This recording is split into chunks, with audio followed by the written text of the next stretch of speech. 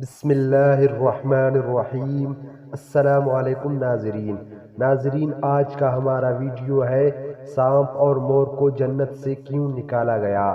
سانپ اور مور پہلے جنت میں ہی رہتے تھے۔ اس واقعہ کو پوری طرح سمجھنے کے لیے اس واقعہ کو پورا سننا ضروری ہے۔ شیطان جب مردود لعنتی ہو گیا تو اس نے حضرت آدم علیہ السلام کو جنت میں سجدہ کرنے سے انکار کر دیا، اور اللہ تعالیٰ نے شیطان کو جنت سے بے دخل کر دیا۔ جنت میں کھانے پینے اور گھومنے پھرنے کو بہت کچھ تھا، لیکن تنہا اکیلے ہونے کی وجہ سے حضرت آدم علیہ السلام اداس رہنے لگے۔ پھر اللہ تعالیٰ نے حضرت آدم علیہ السلام کی بائیں پسلی سے بی بی حوا کو پیدا کیا۔ اس طرح وہ دونوں ایک دوسرے کے ساتھ پا کر جنت میں خوشی خوشی رہنے لگے۔ اللہ تعالیٰ نے فرمایا، تم دونوں جنت میں جو چاہو کھاؤ پیو گھومو پھرو، لیکن خبردار اس درخت کے پاس مت جانا اور اس کا پھل مت کھانا، ورنہ تم ظالموں میں سے ہو جاؤ گے۔ جنت میں سانپ اور مور بھی رہتے تھے۔ وہ دونوں جنت سے باہر آیا جایا کرتے تھے۔ اس وقت سانپ کے پیر بھی تھے، اور سانپ کے منہ سے ابرک کی بہت ہی اچھی خوشبو بھی آتی تھی، اور مور جتنا ابھی خوبصورت ہے وہ اس سے بھی کئی زیادہ اس وقت خوبصورت تھا جب وہ جنت میں تھا، اور مور کے پاؤں بھی اس وقت بہت ہی زیادہ خوبصورت تھے۔ ایک دن دونوں جب جنت سے باہر آئے تو ان کی ملاقات شیطان سے ہوئی۔ شیطان نے ان دونوں سے کہا، مجھے بھی اپنے ساتھ جنت لے چلو۔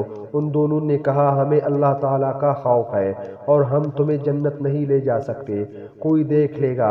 اس پر شیطان نے انہیں اپنی دوستی کا واسطہ دیا کہ ہم جنت میں ساتھ رہے ہیں، مجھے جنت میں لے چلو۔ اس پر سانپ نے شیطان کو مشورہ دیا کہ تم سانپ بن جاؤ اور مور تمہیں نگل لے گا اور تمہیں جنت میں لے جا کر اگل دے گا، اس طرح کوئی تمہیں دیکھ نہیں سکے گا۔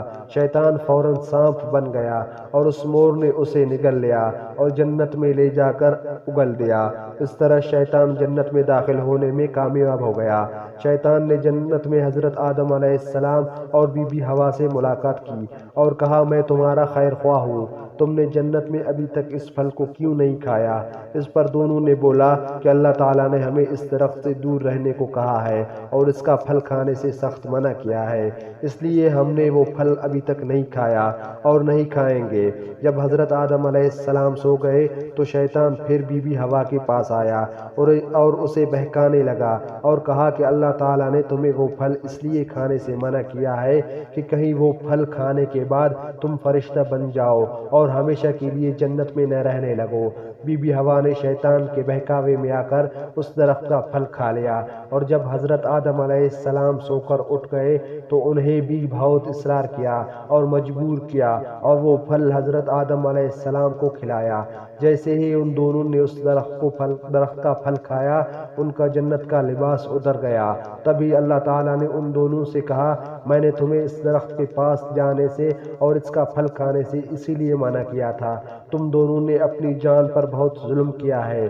تبھی حضرت آدم علیہ السلام اور بی بی حوا کو اپنی غلطی کا احساس ہو گیا، اور انہوں نے اللہ تعالیٰ کی بارگاہ میں اپنے گناہوں کی معافی مانگی۔ اللہ تعالیٰ نے انہیں معاف فرمایا، اور اللہ تعالیٰ نے حضرت آدم علیہ السلام اور بی بی حوا کو جنت سے نکال کر زمین پر بھیجا اور ان سے کہا کہ زمین پر ایک خاص وقت تک تمہارا ٹھکانہ ہے اور تم زمین پر ہی رہو گے۔ اللہ تعالیٰ نے شیطان کو جنت میں لے کر آنے پر مور کی خوبصورتی چھین لی۔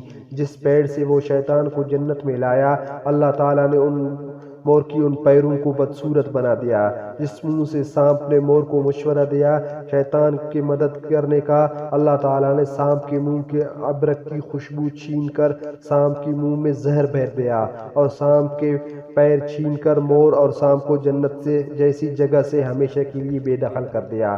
اسی لیے آج بھی مور اپنے پروں کو دیکھ کر خوش ہوتا ہے، لیکن جب اپنی پیروں کو دیکھتا ہے تو روتا ہے۔ نہیں، سانپ اور مور شیطان کو جنت میں میں لے جاتے، نہیں اللہ تعالیٰ سانپ اور مور کو جنت سے بے دخل کرتا، اور نہیں حضرت آدم علیہ السلام اور بی بی ہوا وہ پھل کھاتے جس کے بارے میں اللہ تعالیٰ نے انہیں منع کیا تھا، اور نہیں حضرت آدم علیہ السلام اور بی بی ہوا جنت سے بے دخل کیے جاتے۔ یہ تھی ہماری آج کی ویڈیو۔ اگر ویڈیو پسند آئے تو لائک کیجئے اور ہمارے چینل کو سبسکرائب کیجئے۔